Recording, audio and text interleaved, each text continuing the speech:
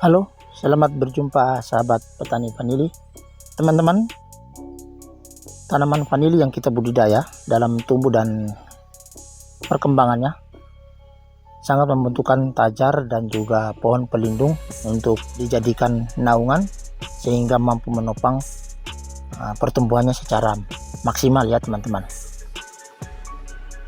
Tetapi teman-teman, tanaman vanili yang kita budidayakan dengan berbagai ketinggian dari permukaan laut, perbedaan tempat dan topografi tentu memerlukan jenis pohon pelindung yang cocok sesuai dengan tempat-tempat yang kita budidayakan tanaman vanili tersebut.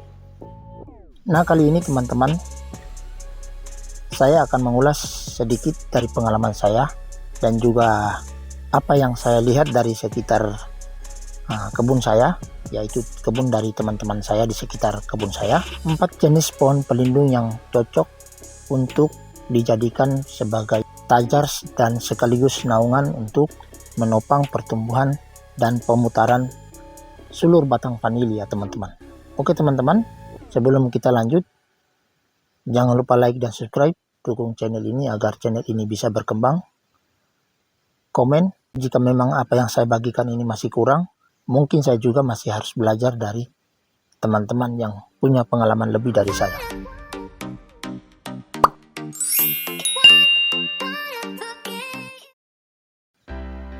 Oke teman-teman, pohon pelindung yang pertama adalah Gliricidae atau gamal.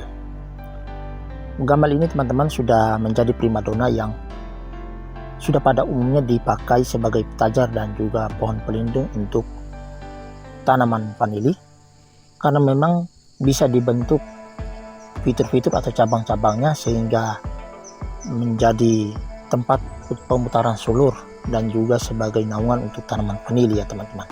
Tetapi teman-teman, gamal atau Gliricidae sendiri memiliki sistem daun gugur sehingga ketika memasuki masa pembuahan mengalami kekeringan karena memang dia menerima sinar matahari yang langsung. Oleh karena sistem daun gugur dari Gliricidae atau gamal yang kita pakai sebagai naungan.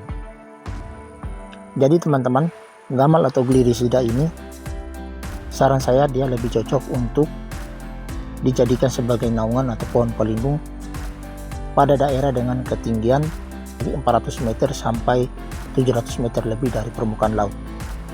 Karena walaupun ketika dia mengalami gugur daun di masa musim kemarau, hawa di pada ketinggian 400 meter hingga 700 meter lebih dari permukaan laut itu masih dingin sehingga masih toleransi dengan pertumbuhan tanaman vanili.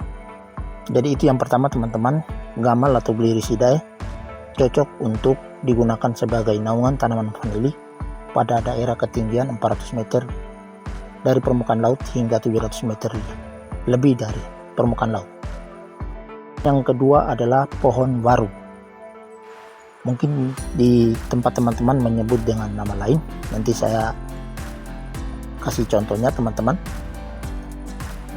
Pohon waru ini sendiri teman-teman bisa juga digunakan sebagai pohon pelindung dan ini memang sudah teman-teman di sekitar tempat saya ini sudah menggunakannya karena dia memiliki kulit batang yang tebal dan dingin, kemudian berdaun lebar, dan berbeda dengan gamal, pohon waru sendiri tidak memiliki sistem daun gugur ya teman-teman, sehingga musim hujan, musim panas daunnya tetap ada, tidak berguguran, sehingga tanaman vanili ini sendiri tetap memiliki naungan yang bagus.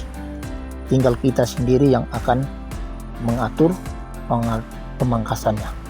Dan teman-teman, pohon waru ini bisa tumbuh dari daerah pesisir pantai sampai dengan pegunungan ya teman-teman.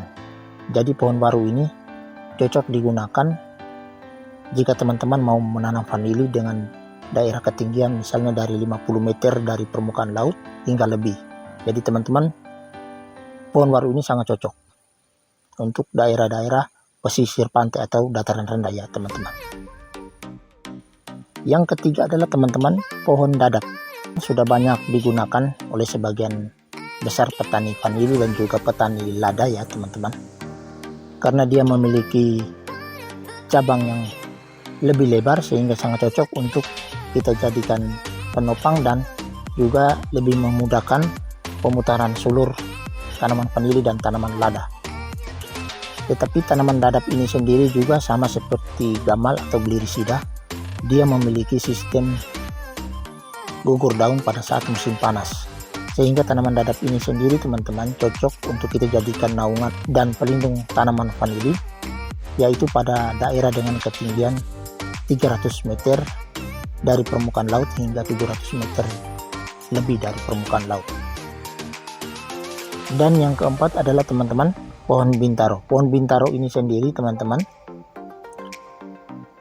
sangat bagus digunakan sebagai tajar dan juga pohon pelindung tanaman vanili, karena kelebihannya adalah teman-teman memiliki daun yang panjang lonjong,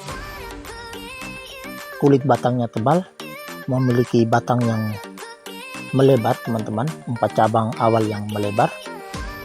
Kemudian satu kelebihannya lagi, dia tidak memiliki sistem daun gugur seperti gamal dan juga dadap, sehingga teman-teman kalau teman-teman yang mau menanam tanaman vanili pada daerah dengan ketinggian mungkin 50 meter dari permukaan laut hingga 300 meter dari permukaan laut, saya sarankan untuk teman-teman menggunakan pohon bintaro sebagai naungan dan juga tajar, karena dia tidak memiliki sistem daun yang gugur seperti pohon gamal dan juga sangat rimbun ya teman-teman, sehingga kalau pada daerah-daerah yang panas, daerah-daerah yang 300 meter dari permukaan laut ke bawah, itu sangat cocok untuk kita gunakan pohon bintaro sebagai naungan untuk tanaman vanili, karena memang ketika kita gunakan dia akan sangat sejuk.